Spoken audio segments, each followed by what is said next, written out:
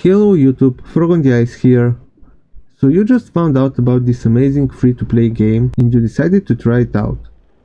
Great choice and great timing. With the new update in place, now you can get to the most fun part, using powerful abilities, that is, a lot quicker than before. Now you happen to start off with weapon abilities that used to be locked behind hours of grinding before the update, which is, in my opinion, a good change. Now, different players will surely pick different weapons, so I decided that in order to make this video as useful to as many people as possible, I'm going to have to come up with a build that's good with every weapon type. And turns out, after some playtesting, I already have. My easily solo hard escalations build works great with any weapon type, offering both great defense and pretty considerable offense. You might want to check that video out for a more in-depth explanation of the build. Since this video is aimed mostly towards beginners, here I'm going to go into detail on how to get this build as quickly as possible so that you can enjoy all the great content this game has to offer in as fun of a way as possible. But first, here are some basic tips. Number 1. In this game, elemental resistances don't matter at all that much. What you want to focus on when choosing a build is the perks it comes with. That is where true character power comes from. 2. When leveling up your weapons, you want to go to islands that are at a recommended level higher than what you are. That is because this way you get an optimal amount of experience. For example, to get from weapon level 10 to 20, you want to hunt on an island that is at recommended level 20, such as Ulrich's Peak. Then, at 20 you want to switch to a recommended level 30 island, and so on. 3. While leveling up at least your first weapon, you want to complete every island event that you come across. That is because those reward you with cell cores, which contain cells needed to complete your builds. 4. Don't open patrol chests while you're leveling up your first weapon to endgame.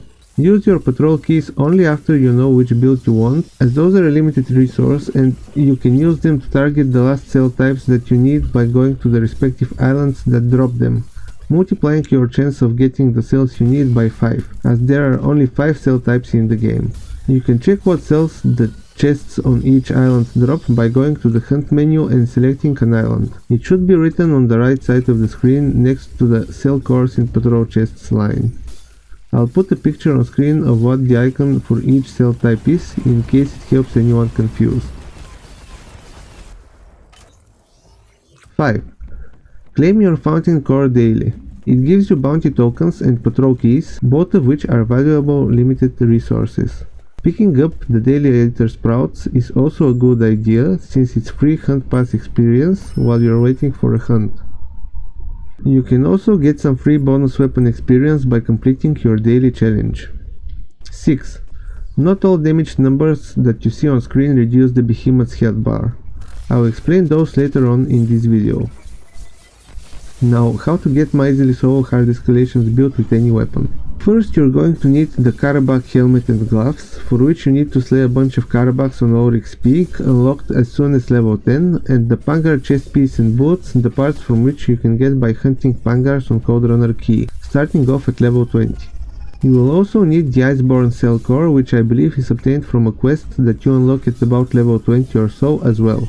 Then you will need to upgrade those armor pieces to level 20, the maximum level for armors, by farming some more parts from the two behemoths, as well as from their heroic versions, which can be found on the surged versions of the same islands. Surged Ulrich's Peak should be available at level 40, whereas Surged Coldrunner Key should be available at level 50. I strongly suggest doing group hunts on your first journey of getting a weapon up to endgame, as you wouldn't have a very strong build yet. The total cells that you need for this build are double Assassin's Frenzy cells, technique type cell, found in patrol chests in the Reach, 1 Assassin's Bulwark cell, 1 Parasitic cell, both defense cells, both found in the Monster's Verge patrol chests, as well as optionally 2 Knockout King cells, power cells found in the Ostian Borderlands patrol chests. Also, if you want to prepare yourself for the late game while leveling, you might want to do some hard blaze escalations from level 30 to level 40 in order to get the Torgadoro helmet leveled up to 20, even though escalations don't give the largest amount of experience possible at that level. You might also want to level the Karabakh chest piece to 20 as well for the same purpose. That way you will have my two most recommended builds for leveling up further weapons and for endgame content, as well as for hard escalation solo farming. I'll put a link in the top right corner of the screen to my easily solo heroic escalations build, which works for Dauntless difficulty trials as well, by the way. While you are farming behemoths, it is incredibly useful to learn about the different damage types in Dauntless. They are 4 in total, each of which has differently colored damage numbers on the screen when you hit behemoths.